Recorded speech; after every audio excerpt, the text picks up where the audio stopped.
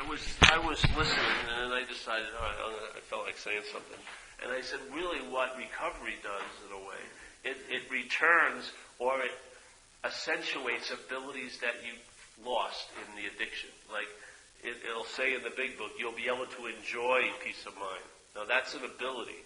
Peace of mind is a possibility, but being able to enjoy it is an ability that when you're in addiction, active addiction, you can enjoy peace of mind because your mind's racing like a rat to the next thing, yeah? So you can't enjoy a lot of things. And then you lose the ability to be compassionate or having empathy and all like that. Yes, doesn't it? Everything gets changed and you're more like a rat-like apparatus. Really, you're looking for the next piece of cheese and you're looking at everyone in a point of view of how are they going to assist me or prevent me from getting that piece of cheese, really. You know, you're checking everyone out, sort of like, are they going to assist me or resist me getting that cheese? Can I manipulate them or whatever? Yeah. And yet you lost all these abilities, like to laugh too, you know, really. You could laugh at people a lot out there, but I mean to really have a good sense of humor and laugh, not so much at the expense of others, but just laugh, was lost, yeah? And like I remember when one time, I had a thing, you know, cotton fever, right? Remember that statement, cotton fever? I don't know if this fell under that category, but I was with three people. You mind? I'm going to go off on this thing. I was with these three people, me and my friend and this woman, and we wait for someone to come with some drugs, some cocaine, and we shot it up. So I shot it up first, which is my desire most times. Yes, I came first. You pay for it, I'll go first. All my female-male relationships was I went first. All the girlfriends, you know, paid the bill, but I shot up first. Well, so I did it, yeah? And it tasted pretty good, you know, it was pretty rush. And then I started having these effects. Like my body was flipping out, going super hot and super cold and just vibrating like a broken speaker. And I couldn't get up, you know, I couldn't move. I was laid flat and it was getting worse and worse. I was going farther and farther into that little rabbit hole. And then my friend, because of course he went second, 10 minutes later he started, and then the woman had the same effects. And we were in really seemingly bad condition, yeah. And we barely got to the phone to call up my girlfriend, and she tried to drive over, and when she drove over, she was buzzing the buzzer, but none of us could get up off the floor to answer the buzzer. We were just really flipped out, so she had to get the whatever person to let her in, the superintendent, and then she came up there, and then it started getting better, yeah, started chilling out a little bit, and I swore I'm never going to do anything again, but I mean literally, I had said this is like way overboard, and so she had a little Volkswagen bug, and as I was driving back to our apartment up in the upper market, I broke all my needles and everything, threw them out the window, and I swore beyond all swearing, that's it. I'm not fucking doing this anymore. So I got home, and I had lost the ability to go to sleep, really. You know, I did. So I put on TV, and then I started reading a book called Nicholas Nickleby by Dickens, which is like 1,200 pages. And I stayed up for like 3 days. I couldn't fucking go to sleep. And I couldn't enjoy anything. I had no ability to enjoy anything. The only thing that gave me a sense of feeling alive was cocaine. It was really an incredible high degree of slavery. Against every cell of my body, I'm not going to do that, but my whole life was bereft of any ability to feel anything, you know? So after 3 days, I gave in again. I surrendered back to that, my queen, and started, found got needles, fixed them, started shooting up again. Yeah? But the ability, you see? So a lot of the ability that there's a potential in every one of us, the ability to feel peace. Yeah, we're in here tonight. And all this stuff. Those abilities have been dampened, let's say, and very constricted by the mental system that's running the show. Yeah? And if you know, and we do, most of it, a lot of us in this room have, when we have given ourselves over to that disease of alcoholism or addiction, it basically, the only ability you have is to do what it tells you to do, really.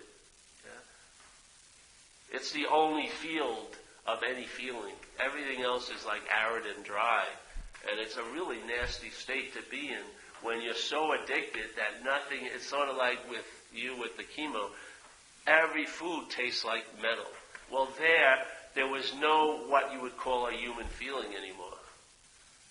You were just like dried out but ravenous. Yeah, like you were just fucking. Yeah. So, what I found with this program in recovery, it enabled me to have some of those abilities that are latently in, to come back. You know, the ability to enjoy peace of mind, the ability to feel compassion for you, the ability to hold the space for others, yes? The ability to allow my own hook out, the ability to discriminate from false and true. False evidence that was appearing real to seeing it as now, that's false evidence. All those abilities aren't something you achieve, they're there. But what allows them to be emphasized is the system of mind that is optimal, you know.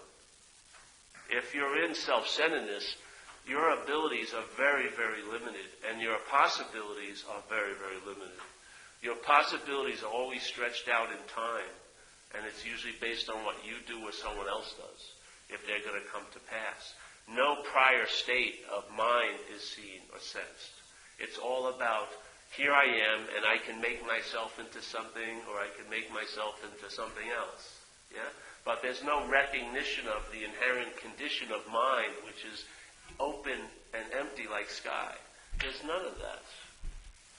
And in a sense, you have no recourse, because if you entertain it as a goal that you're going to achieve by doing something. Because self-centeredness, everything is cast in that view, that you are going to be the doer and haver. Yeah? Everything is cast. So prior states of mind, even prior states before manifestation, are seen to be things to achieve in manifestation. Yeah? Like, I'm going to do something in manifestation to get this thing I call the unmanifest. I mean, you're not going to find the unmanifest on the shelves of manifestation, you know. There's no store that, specializes, like a specialty shop. We're the only store of things that has the no thing. We've got a big supply of it. It just came in. Come and get your no thing fast before it becomes something. Well, as soon as you start approaching it, it is a something. Yeah? The no thingness is never, when you get it, it's something. Oh, shit. But when you get it, it's something. So, it'd be nice to see that there's no getting of it, yeah? Maybe, therefore, no time will be produced that delays the inevitability of it's always so at all times. Yeah? But that's what happens. When there's a feeling or a need or a belief that you can get it, it's got to be stretched into time. And something that's timeless can't be stretched into time. It can't be found through a time process. Yeah? Because all the while the time process is the dominant. You know what time is like? Time is an aspect of mind, dreaming. It's not there's no thing called time. It's another aspect of mind dreaming. So for it to dream itself here, it has to have time to see itself. It has to have time to see an other to get a verification. It must be me because there's you. What would happen if you were here and there was no one here ever? And there had never been anyone here? There would be no sense of being a you. It needs the opposite. It needs another to verify something. Because what isn't so needs to be constantly verified. What is so doesn't need any verification. Because it's so. Yeah? What isn't so constantly needs to be verified. That's why the thought system, you are the main preoccupation of the thought system, the idea of being a you, because that's its way of verifying the you. Yeah? Selfing can never produce a self. It just implies a self. Yeah? It just... And then, yeah, I'm the thinker. You know? Yeah, this is about my feelings. Yeah, but that's a big leap. It's just, and then there's a sense of, oh, it's me. You know. So, excuse me, sorry, Sonny's in here. Hey, Sonny, how are you? Oh, so what? No, some of you haven't been here. So I'll give you this another thing I'm working on. This is like my off-Broadway place. I'm working on a new take to present. So here, let's say no thingness is the unmanifest here. Yeah? It's so here, but because it's no thing, you don't see it. Yeah? That's really all there is. Yeah? And then there's the manifest here, which is what we're participating as an action figure. Yeah? No thingness is the unmanifest here. Now this is the manifest here. And then there's a small little aspect of the manifest here called the mental realm. But if there's an identification with the main theme of the mental realm, which is you, yes, the mental realm can seem to be dominant. Yeah? Yeah? So here's the unmanifest here, always available at all times. No thing, everything, whatever. Yes? Then there's the manifest here. There's still an aspect of the not here, the unmanifest here, because that's the no thingness. That's seeing and hearing, feeling, tasting, and touching everything. Yeah? Awareness, let's say. So the awareness is the unmanifest here, and it's experiencing itself in the manifest here. Yeah. So, in this room, when any seeing's happening, it's only I'm seeing. Yeah. If you ask where the seeing seems to be happening from, what would you say? I'm seeing. Yeah. And what would I be to you?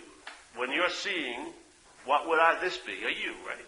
You'd be saying, hey, I'm seeing you. Well, the same thing's happening here. I'm seeing you. Yeah? So, in fact, let's say there's 20 seeings going on, but there's only one I, and there's like 20 yous. Yeah? Now, you can never multiply the I. There's just only one I, but what happens here, the yous can multiply. You can be 1,000,000 yous. It can be 8 billion yous, but really, what's seeing is the one I. Yeah? So the one I seeing, and then there's a you. Now, what happens simply, and you better believe your mind asked this question a long time ago, who am I? You know, Ramana Maharshi wasn't the one who, I would say conditional mind asked this question a long time ago. Hey, who am I? And its answer was me. Yeah? But what's the me? From that point of view, it's a you, isn't it? So I, looking at you, but when because the same I is here, yes, but the I says, well, this you is me. And that means I'm different than that you. And let's, like in recovery, it says, don't fixate on the the differences, fixate on the similarity. Well, mind fixates on the differences, yes? We're trying to say, what's the similarity of everyone's experience? Everyone's experience is, I'm seeing, yeah? And so let's say Sunny is in the experience called I'm seeing. When it looks this way, it sees this, and it calls it a you, yeah? Now, sitting here, I don't feel like I'm a you. I feel like I'm a me. Which is, what is that? That's just an identified you, isn't it? Sunny looks at me as a you, yeah, which is very clear. There's a real clarity in that. I is seeing you. Is very clear, yeah. Now, I ask myself, well, who's this you that Sunny saw? I don't see it as you. I see it as me. Yeah? There it is. That little is what locks you into a system of thought called self-centeredness, yeah? The I is forgotten, And now this you gets elevated to the subjective me. Yeah? Yeah. Yet, in the dog shit level of what's happening here, it's like there's only one eye seeing, and there's a lot of yous being seen. Yeah? The one eye is never going to multiply into thousands of eyes are seeing. There's only one eye seeing, yeah? But there's billions of yous. There can be 8 zillion billions of yous. It doesn't matter. There could be nothing to be seen. That's still the eye seeing. Or there can be billions and trillions of things to be seen, and yet it's still the one eye seeing. Yeah? And I wouldn't even say it's a one. It's just eye seeing. Yeah? No matter how many yous you put up, no matter how many yous are seen, it doesn't multiply the eyes that are seen. Yeah? There's one eye, if you want to say it. I don't like to use the word one, but eye seeing never changes. The only thing that changes is the you. Yeah? Now, out of all these billions of yous, this mental process in this body claims this one you to be me. Yeah? And then, what occurs? Life is happening, and now it's to me. Yeah? And the mind starts telling a story about what's happening, which actually becomes what's not happening. And the mind loses interest in what's happening and gains incredible interest in what's not happening, because what's not happening is like the playground for what you're not. Yeah? What is happening is the playground of manifestation of what you are. But the mental realm is the playground for what you're not. Yeah? Because in this playground of thought, you can be thought about all the time as a me. Yeah? So, what's going to happen to me in the future becomes a huge preoccupation, don't you see? And what happened to me? Oh, unbelievable. What happened to me becomes an unbelievable galvanized story. It gets more and more rigid the more times it's told. Yet, if you ask other people that were in that situation, they'd have a whole different take on it, yes? Because everything here is seemingly so. It appears to be true or false to us, yeah? From wherever you're looking at it from.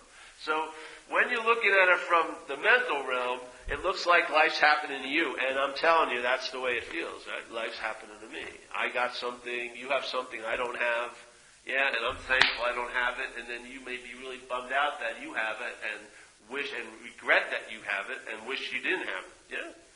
It goes on and on and on and on and on and on. On and on and on and on. Yeah? So here it is. So there's unmanifest here, manifest here.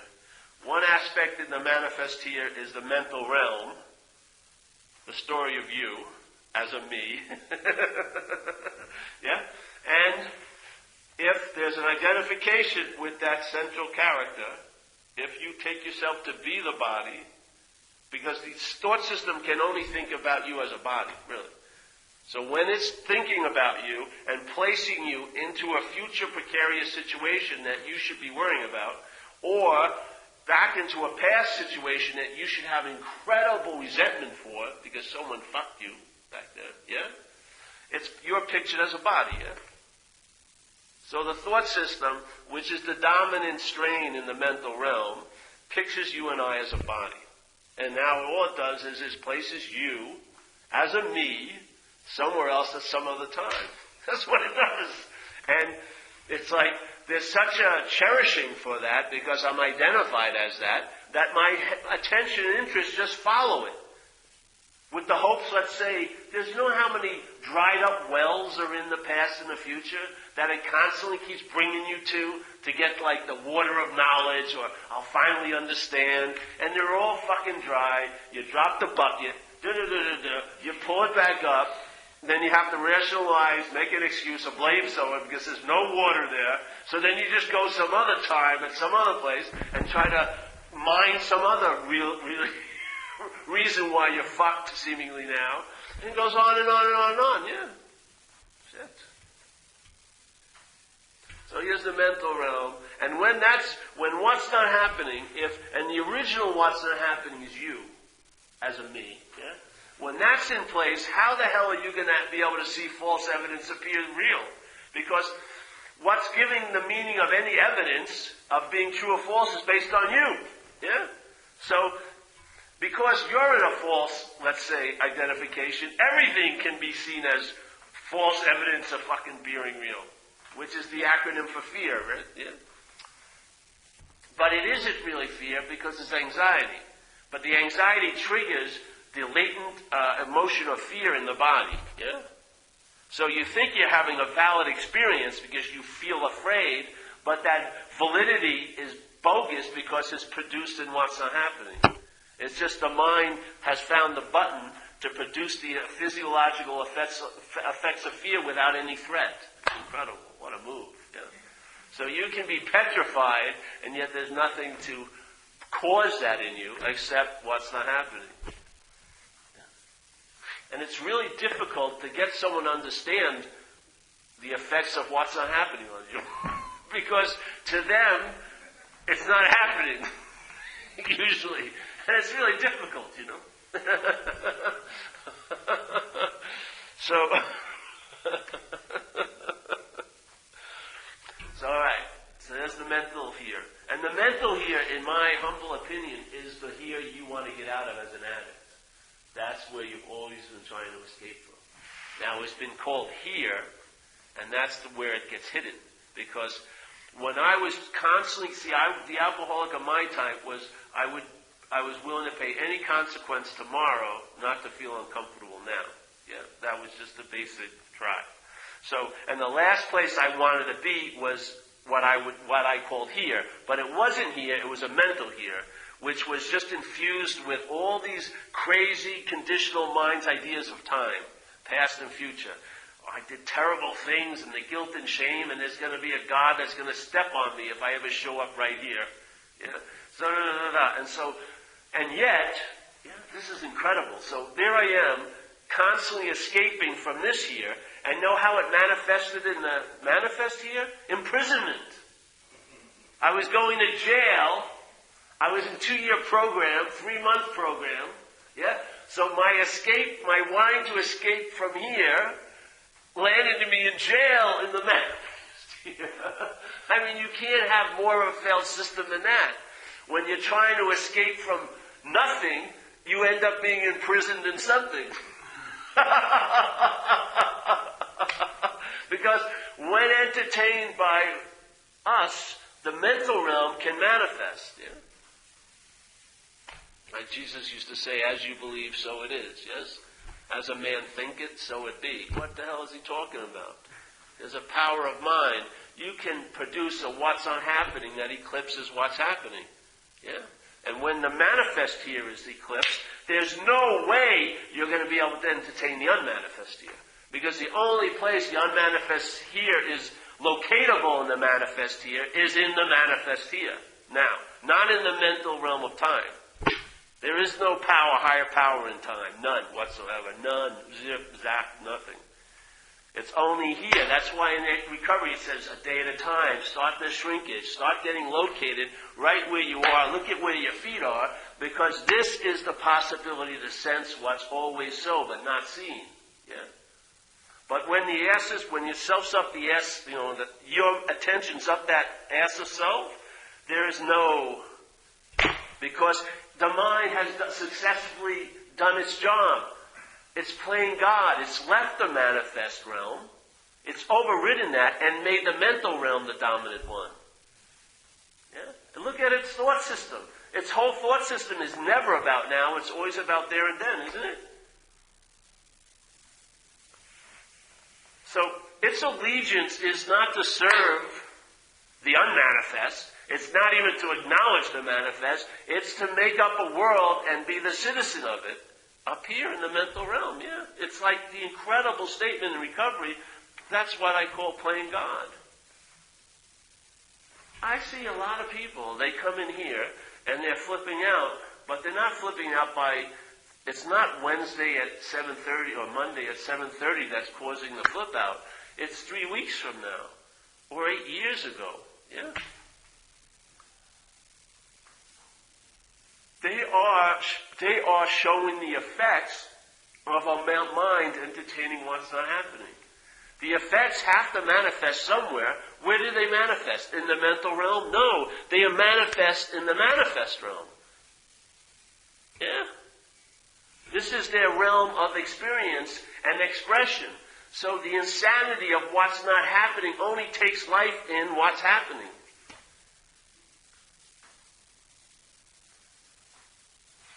So what happens if you're not that idea of being a self? For me, it's almost the thing goes like this. Now, the unmanifest, it's like trickle-down economy. It's dripping down into the manifest, yes? And then the mental realm is seen as just that, a small aspect of what's happening here, called selfing, yeah? When selfing delivers its goods, which is the feeling of being a self, you're catapulted into the mental realm when it becomes dominant. But if you're not taken to be that, then the mental realm is just a verb happening in the manifest called selfing. Yeah? Life is still open and available to be seen as it's just happening instead of it's happening to you. Yeah. So it goes like this, flips that. And now, in the manifest here, there is that element of the unmanifest, which is that awareness, that can entertain or start reflecting itself, yeah? So like, you ever see animals, yeah? One of the difference they say in humans and animals is self-reflection, yeah? Animals can't reflect on, oh, I'm doing that, yeah? When a dog is running for that ball, it's not going, oh, I'm doing that. It can't reflect. It doesn't, its mind has a lot of capacity, but it doesn't have a reflective capacity. So we have a reflective capacity, but most of it is reflecting on self, yeah? Which is what causes the mental realm to seem to be so real, because the capacity of what's reflecting it is unbelievable, yeah? Like in Ramanath said, there'd be the guy sitting in the auditorium watching a movie of life, and he's very clear that it's unreal, yes? Very, very clear that it's unreal, but he thinks he's real. And now, so Ramana says it's bigger than that. It's like him thinking that he's real, seeing the unreality is that. That's called mind reflecting. Yeah? This would be called self-reflecting still. The guy sitting there, seeing the unreality, but taking himself to be real. The real mind reflection is to see the emptiness of all objects, yes? Emptying of what? Of being an inherent self. Yeah? A singular, inherent unit with its own qualities. No, no, no, no. So the mind's ability to reflect, when it's reflecting self, it's giving life to the mental realm. It's providing it the oomph to make false evidence seem to be so fucking real, yeah? If the idea of being a self is entertained, maybe I'm not that, if that sort of drops out, then the mind's ability to reflect, what does it start reflecting? The unmanifest. It starts seeing nothing.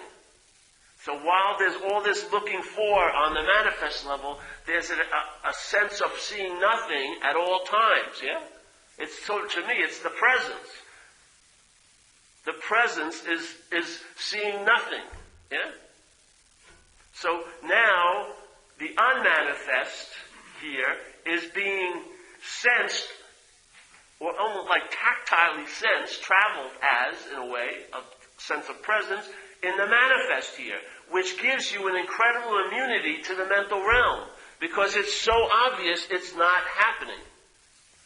Because now you're rooted in the manifest of, oh yeah, seeing, hearing, feeling, tasting, here. And then, so when the head says, well, what about this physical stuff next week? You're like, here. Oh, let me see, hold on, look at this one. Here. And there's an immunity. And when that muscle or that ability gets used, what happens? It strengthens that ability. You start being able to recognize what's not happening from what's happening. Because now you're grounded in what's happening. Yeah? And what's happening, really, and I don't want to go there. But in what's happening is there's the presence, it's totally soaked with what's not, with the true what's not happening, which is what's always happening, yeah? the space. So if you let, in a sense, what seems as real to be to you, to let it be as real as it wants to be, it will naturally show its nature, which is it's unreal. While you're making it real by trying to run away from it, that's what keeps on making it real. So when in recovery, I stopped doing that one day. I don't know why it just happened, where I realized my whole life I've been trying to make things unreal. And that made them as real as they could be. And then when I finally said, fuck this, I'm exhausted, I let them, okay, come on, let it be as real as you want to be. And then when I did, they proved to be unreal. Yeah?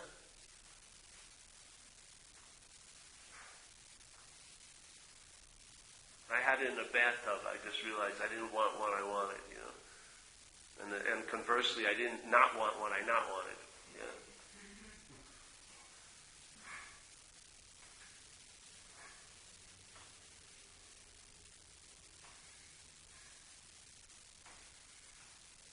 So now in a room full of things, what's emphasized is the no-thingness of it all.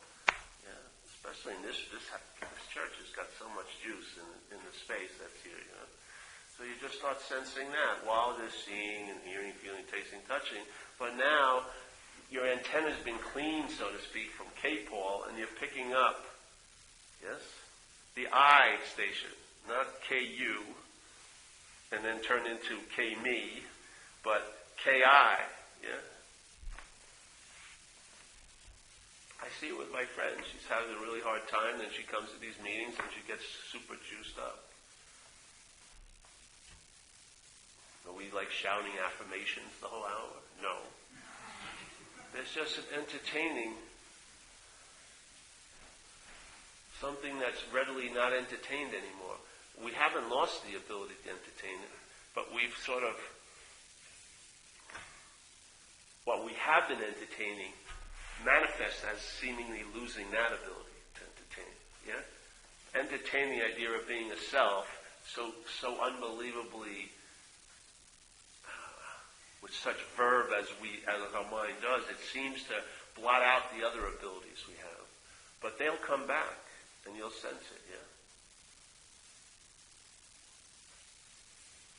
The emphasis will shift and it'll manifest here because that's what everything does. They manifest here. Yeah? So if you're entertaining what's not here, in a weird way, it will manifest here. Yeah? In a peculiar way by how you travel.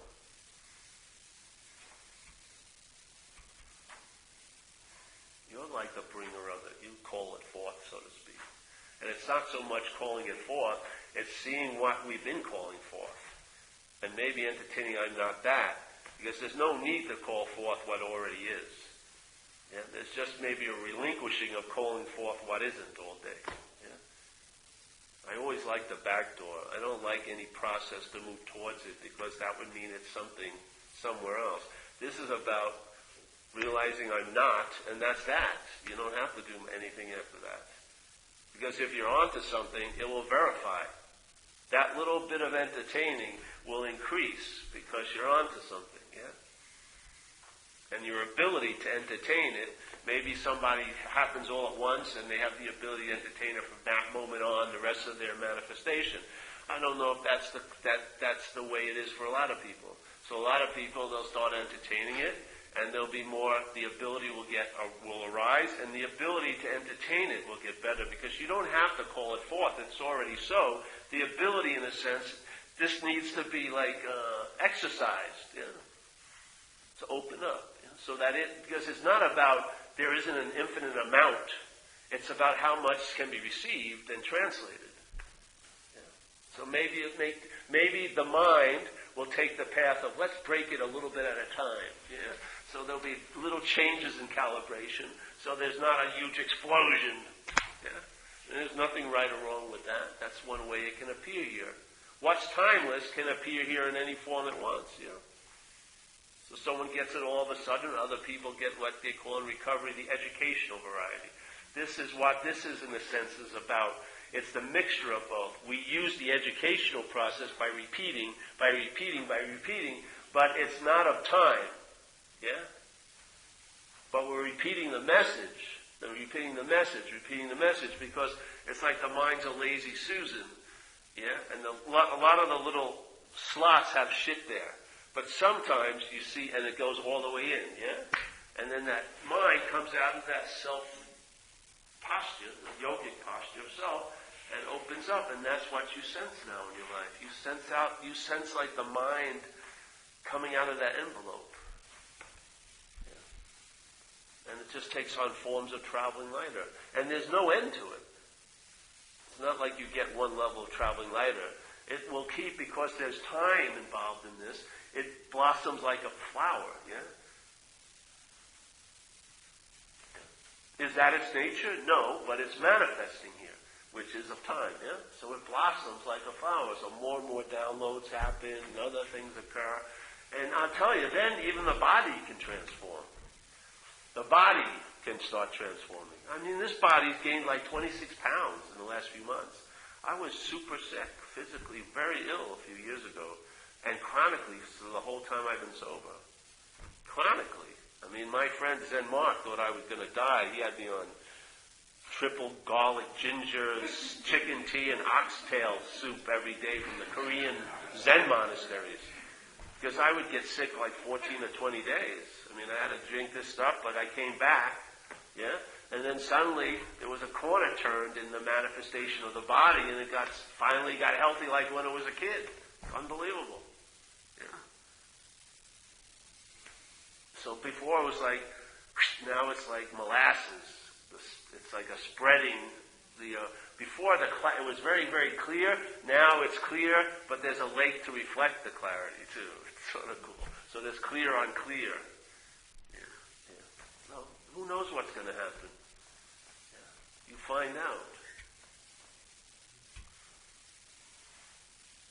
But when there's a recognition, you are what you've been looking for.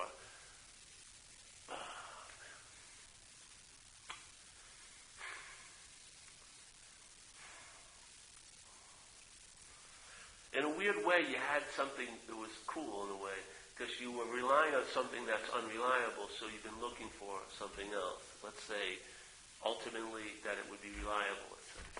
And then, when you sense what is truly going on, that's the utmost reliability.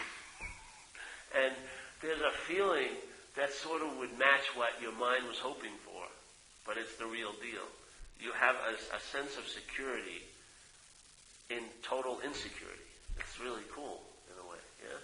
The mind had an idea of what security was, but that's not security. That's another form of I know, which is a deadening effect to life, really. But in recognizing that all is, let's say, a verb and everything's uncertain, there's a certainty in that. And then you truly found that it's true. What you've been looking for is what's looking. I mean, St. Francis, was on the money. What's looking? He doesn't say who's looking. He says what's looking is what you are looking for. Yeah? To the you's point of view, it would be a who's looking, but not from that other view. It's what's looking. Yeah? I would say what's looking is no thing. So of course, obviously, if you're trained to look at things, you're never going to see it. But that's just one training. The ability to see nothing is definitely available. Yeah? Seeing nothing is presence. That's what it's like. The feeling of being present is seeing nothing. Your mind is, the one eye is seeing nothing, and it's full of light. The two eyes see some things, and they're trying to get light, but they feel they're dark or whatever. Yeah. But one eye, it doesn't mean one eye, It's one eye, meaning mind. When that mind is one, it's full of light. Yeah? When the mind is divided, it's dark and light. Yeah? It's an interplay. But when the mind is single, it's full of light. No opposite. And darkness is an opposite of light. It's the absence of light, as they say. Yeah? There is no absence.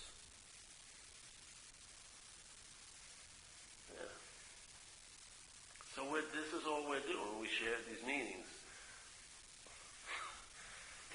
I mean, I dig it all the time. I've been enthused about it for years because once I looked up, there's never a boredom of looking up because it's looking up into infinity. It's infinity seeing infinity.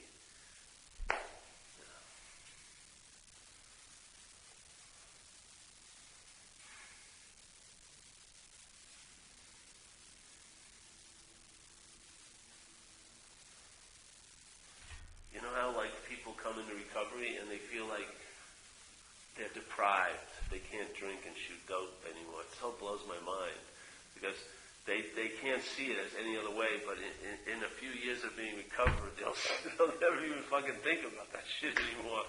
What a joke. A very heavy joke, you know? But then I'm deprived of my own death.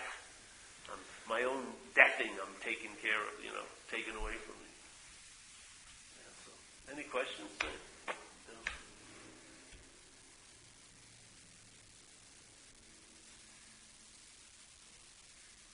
I think I got to speak longer. I haven't seen Sonny and Chuck in a while.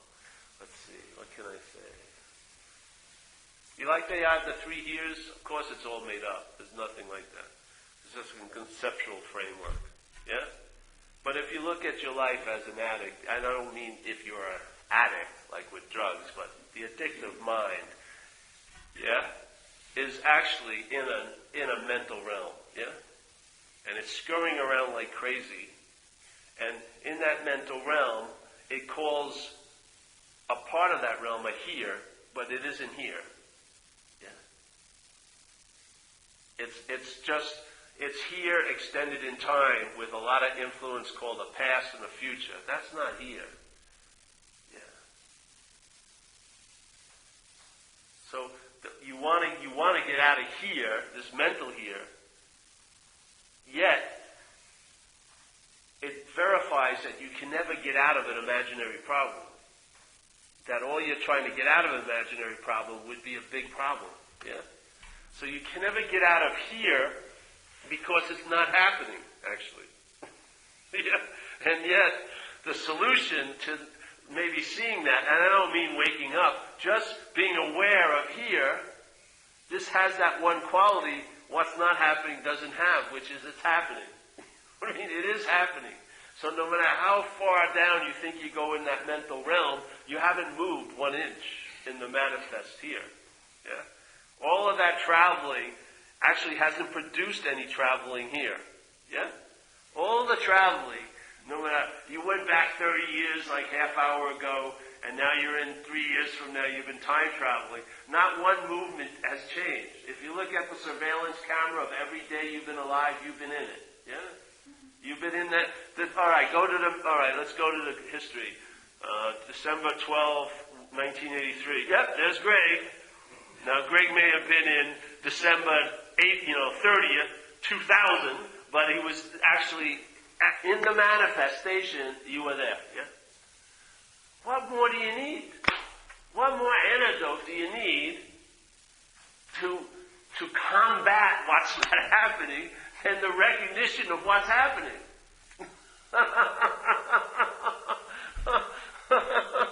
And you have the quality to recognize it. You're conscious. Yeah? There's consciousness. There's awareness. You can become aware. And I mean, if something was whistling to you, I mean, this would be a great whistle. You're seeing, hearing, feeling, tasting, touching things right seemingly now. I mean, come out of that ass of self. I mean, how much more do you want? How much more love do you want in one's life? If the hell is up here, yet your mind's being beckoned constantly to come out of there, by what? Right now. But it's terrible right now. That ain't the now that's happening, is it? It's the mental now.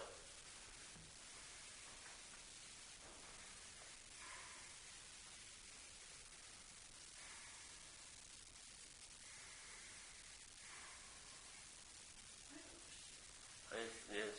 Oh, did I break a moment there? Sorry. No. No, I agree with everything you're saying. There's everything I agree. This Alice Miller said, okay, you have to feel your physical pain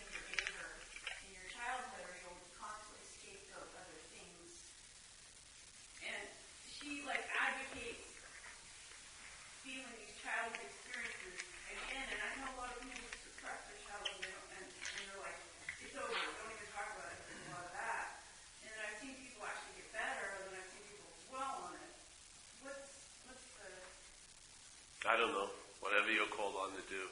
But if you need any healing, go through the body. Don't go through your head. Yeah. The head's really screwed up. Seriously. Get either energetic or body or something. Don't go to the head. Don't go into the mental realm. Because you may feel like you're getting healed, but there'll still be identification with the one that's being healed. And then it's always going to be unhealed sooner or later up there, yeah? But I would, if I get any work done, which I do, it's all body or energetics to sort of remove those, it's like cleaning the antenna, yeah? The antenna isn't the thought system. The antenna, in this aspect, is the body, yeah? Yep.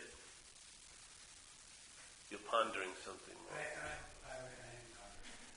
I went to recovery, a few months ago, 3 or 4 months ago.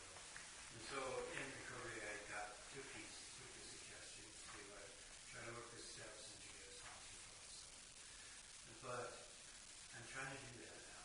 But I find myself conflicted between what I hear here and what I feel here and what I'm doing there. Hmm. You know what I mean? Yes. I'm working, doing dredging up the past to work on my resentments is taking me out of the present. And it's depressing me. It's really depressed. I'm getting really depressed from working the steps because I feel like I was doing better before I started dredging all of that shit up, which a lot of it I can't change anymore anyway, because a lot of the people that I resent are dead. You know what I mean? Well, it's not because the dead people, or if they were alive, wouldn't change that. I would say there's another way of looking at it. There's another way of looking at the inventory process. You know what I mean? I followed you all to the last thing because I don't think for me to get over a resentment, the person, I have to see the person. If they're dead, that has nothing to do with them.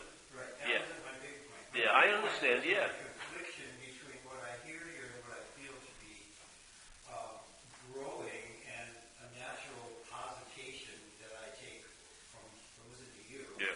And then going and meeting with my sponsor and getting really bummed out because there's this drive and this kind of like threat of if I don't do the steps in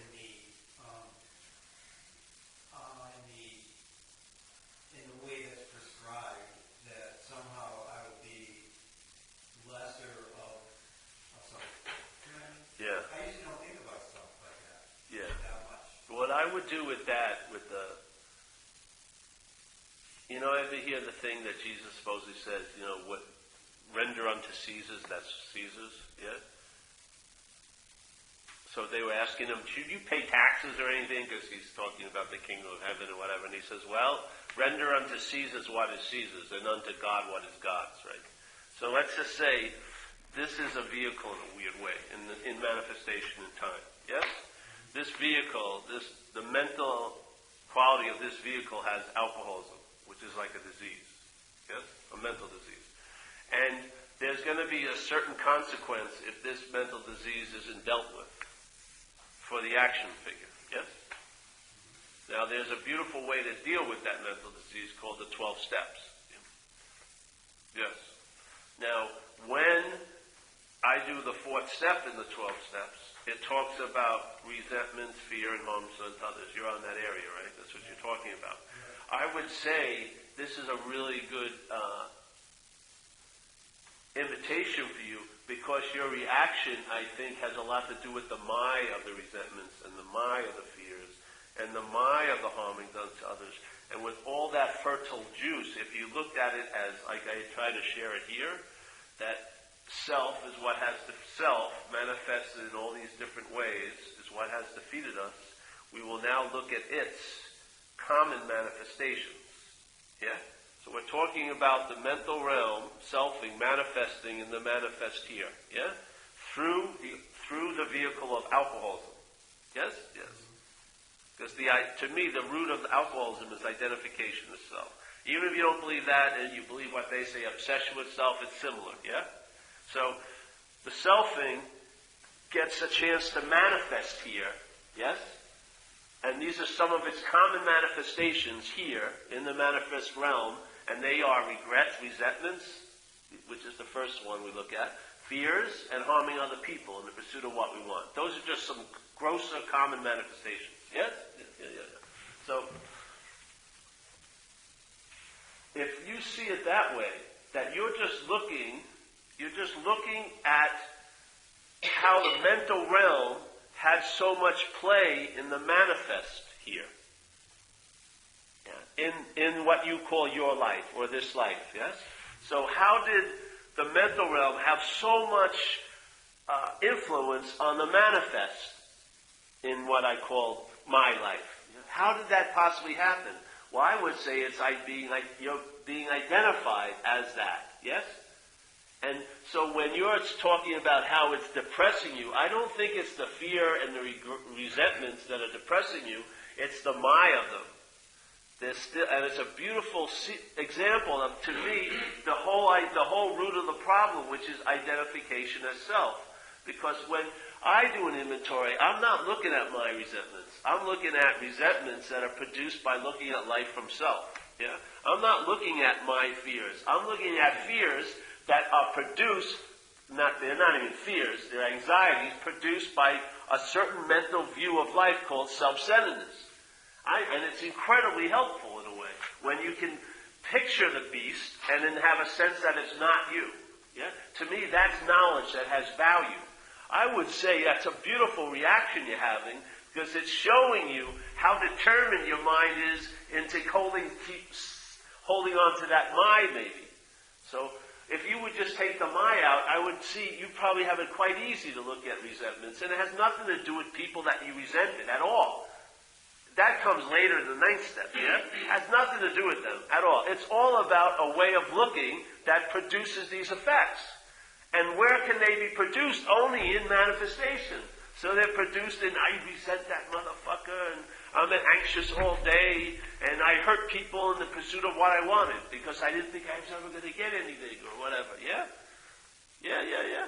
So that's a beautiful, that reaction, that strong reaction is showing, it's the opposite result is on the other side of it, yeah? Is to finally see it's not mine.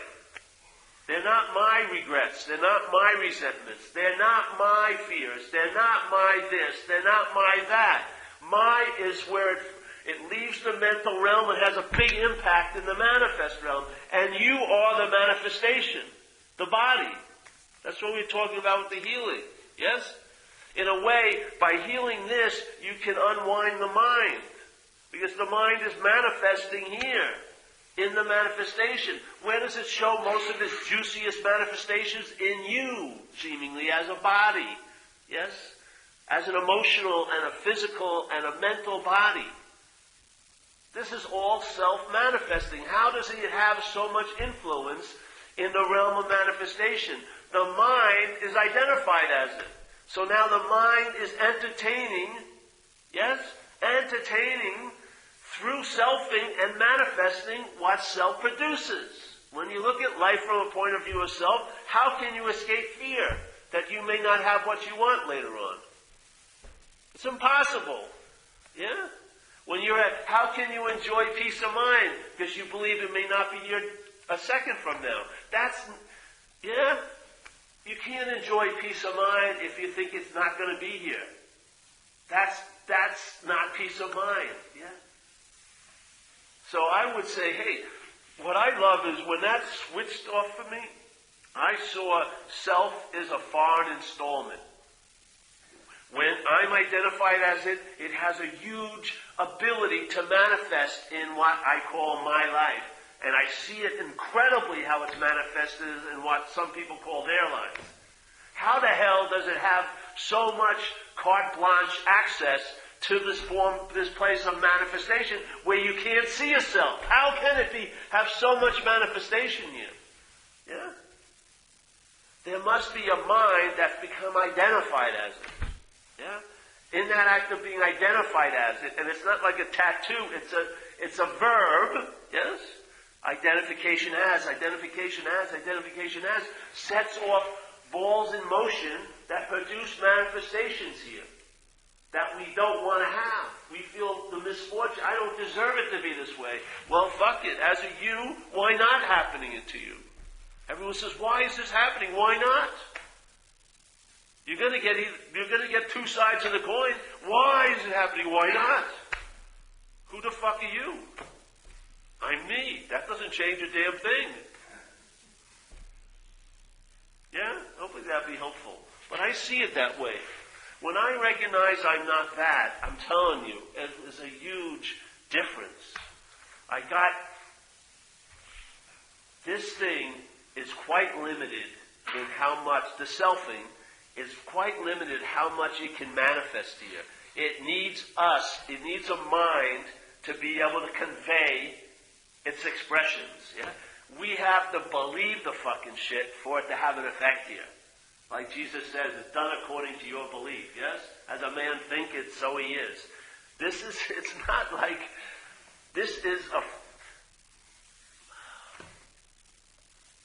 let's say you're worried about next week. Yeah? And let's say the God is a very small God, the selfing. So it can't manifest what it's worrying about next week for everyone in the world, but it can do it with you. You'll be reacting as if it's going to happen. The whole world may not. Yeah? It's a very small God, selfing. Yeah? It can't make it seem like that for everyone, but it can sure make it seem like that for you. Doesn't it? Yeah?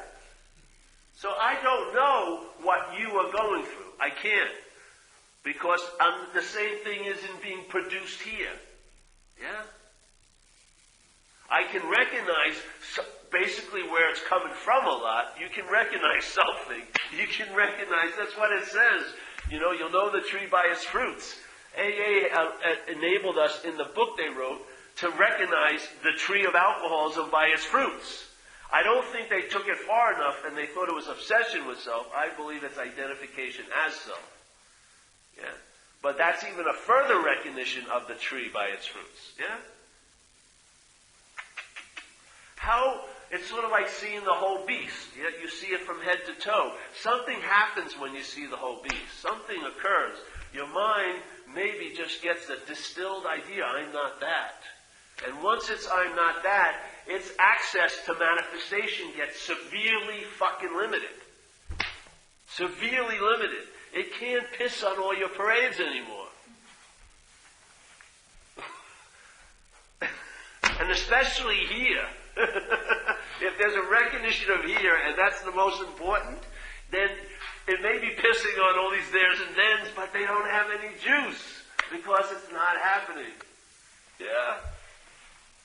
Do you think it's the self coming in and forcing? It's mind. Whatever a mind believes, so it is. Yes. That's what he said in this story of Jesus. Who knows if it's true or not? But as he was trucking around and he would help people who had bad ailments, and they would be going and start singing his praises, he says, it's done according to your belief, bro. You know? He didn't say bro, but it's done according to your belief. Basically, as you think it, you entertain the possibility. There, I'm just a catalyst. There you go. Yeah? This is exactly what this message is like. It's a catalyst. Your ability to entertain it is available. It may not be exercised yet, so we have it 3 times a week, like a Pilates class. We come here and we exercise the ability to entertain. Yeah? And you've signed up for some reason. And I show up, and then we entertain this. It's like a it's like a chemical batch, reaction. But the ability is there. It's always been there. Yeah? One of the biggest little glitches was when you'd be entertaining it, you'd be entertaining as a self. And a lot of people didn't see that. So when they started to entertain the truth, they didn't know that was being made into something by the mind, selfing, yeah?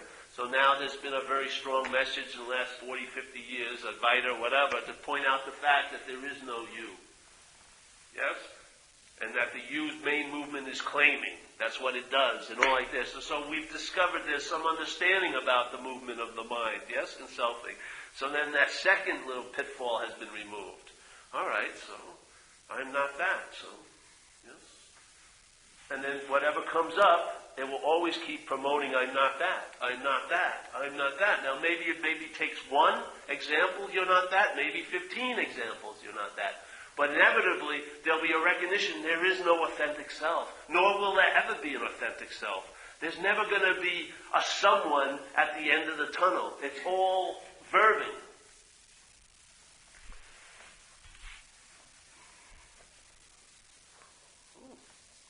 These things start dawning on you.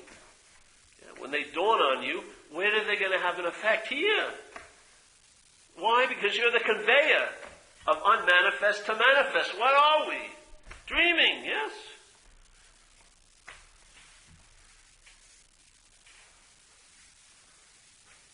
So, me entertaining this, it manifests as a traveling lighter over time. It's like an all-terrain vehicle. Goes over everything, everything's all right, yeah? Before I'd get super pissed, now they're super pissed off. Just it vanishes. It doesn't become it doesn't make anyone a target, nor does it shoot any bullets. It's just things just arising and arising and arising and arising, but not to anyone. Yeah? The feeling of being a one that it's arising to is arising, and so there's no point of bondage for you to want to be free from. That's the real freedom, yeah? There's no point where there's a you that's bonded. There's none. There's never a point where there's a you that's bonded. Yeah? That's the freedom. There's never a point where there was a you that's been bonded. That's freedom. What? Sure feels like it. Yeah, to who? To you. Well, not to me. Yeah. If it feels like it's to you, it's a singular God playing. When it's blanketing everyone, maybe you got something there. But when you're going, doesn't everyone feel like you? No, they don't. They feel like me or you. You're all different yous. I want to sit down with you, Paul, and convince you how fucked I am in what's not happening. Sorry, I just don't see it. I just don't get it. I'm trying. I really am. I'm trying to remember when I got fucked by what's up, but I just didn't get it. Because obviously it looks different than why my what's not happening. If it was truly had the quality of fuck, it would be here and everyone would be fucked. If that was its nature, everyone would be fucked, yeah? If something could really fuck, everyone would be fucked. It's not that way. It always appears to be true or false to us, at different degrees based on conditions. That's all it is. It's like a trip. Yeah. So, any other questions?